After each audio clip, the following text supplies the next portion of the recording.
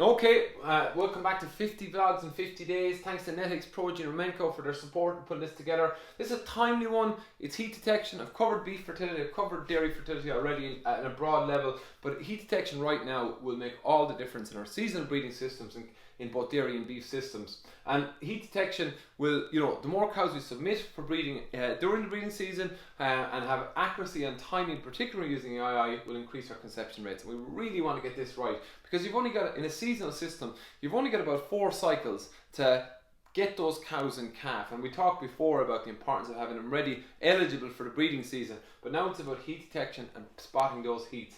So we need to observe cows, we need to know what we're looking for, but we need to be doing that regularly, 3 times a day for half an hour. Just remember, in dairy farms, either side of milking, cows mightn't be showing a lot of activity if they're waiting to go in or going out. That, early morning, midday and late evening are really good times to do it.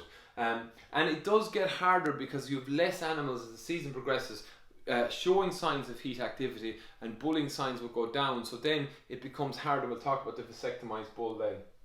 But ultimately, just a refresher, and farmers have seen this a million times, what happens is cow will cycle roughly every 21 days. Her ovary will produce a healthy egg. And when I talk about fertility, it's about the egg and the sperm. It's always about the egg and the sperm meeting in the healthy environment, the healthy womb. So we need a healthy egg, and we need, when we're using artificial insemination, we need to look at timing of this. So we'll talk about a standing heat, but ultimately you've ovulation occurring about 12 hours after a standing heat. So we need to be very, very clued into when cows are in heat. And there's a lot of signs when cows are coming into heat, and they can be vocalizing, they can be walking more, they can be flaming their lips, they can be muzzling and resting each other heads on each other's backs. You can see a bit of a milk drop, and sometimes they can be slime, but all very non-specific signs that last 8 to 12 hours. But this is where really we need to get good at the standing heat, where the cow stands to be mounted. She'll rub off her tail paint or any other detection aids that are there.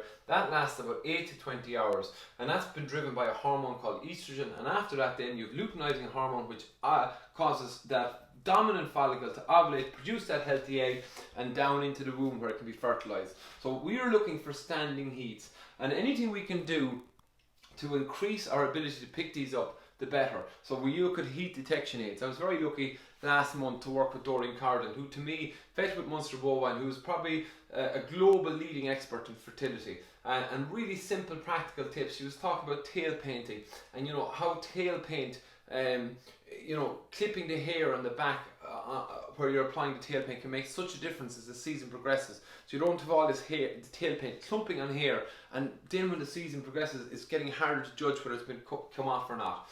Regular application with heifers, because they don't have the same weight to rub off tail paint. The use of crayons together with scratch cards, really important. And look at, she's some fantastic videos on how you apply scratch cards properly.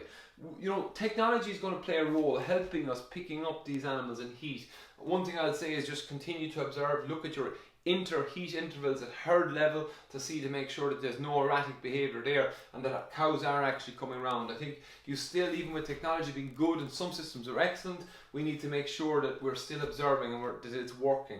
And so standing heat's what it's about. Again, as I said earlier on, because as the season goes on, we've less animals showing heat activity, your vasectomized bull becomes a champion for you 6 to 8 weeks into breeding. Don't overwork them with synchronized animals. Young vasectomized bulls, they tend to do a lot of courting, so they'll mark animals a lot, but where an older bull, just beware of that, they'll just jump up and mark. And the way we mark them is they have a head collar on with a little ball, a little chin ball that has paint on it, and that is the key part. Second part of having your vasectomized bull, but making sure that he has the chin ball on with the marking paint, because that needs to be topped up every week. And just pad that chin, that leather collar as well, because it can cut into the nose and the back of the head. But your vasectomized bull is a super aid to picking up these cows in heat. When a cow comes out of heat, they'll still be mounting. So you'll often see cows mounting as they come into heat. Then they'll be standing heat and they'll be mounting, but they won't stand. You'll obviously see the skin marks. So really, when we look at timing of AI, it's important to understand this, and we always use the AM/PM rule. So if I see a cow bulling this morning, I'm going to AI her 12 hours later, because after the 8 to 20 hours of standing heat, a cow will ovulate typically 12 hours after, and that's where AM/PM came up from. Now, some farms are doing once a day AI, so you see an animal in heat. EIR at the next time of that someone on the once a day system will EIR, and I suppose that works well as well because we have a bit of a lifespan on sperm of 24 to 36 hours, so there is a window. And I suppose it's about talking to your own AI technician and having a bit of a plan around that. What's your farm system? What's the best time? And if you're synchronizing lots of animals come into heat, you talk to them about that as well, and make sure you're prepared, especially in this current climate. So that's it. Key messages for me: observation. We need to get observation right. The key thing is that we understand that standing heat and get really good, and that takes time to pick these up. Use detection aids whenever we can, and then when we're timing AI, remember that egg is ovulated 12 hours after the standing heat, allowing us to probably AI during standing or in the 12 hours after. And after that 12 hours, you're going to have poor conception rates, obviously. So that's it. That's some key messages on heat detection for me today. Okay, thought for today: the grass is always greener on the other side.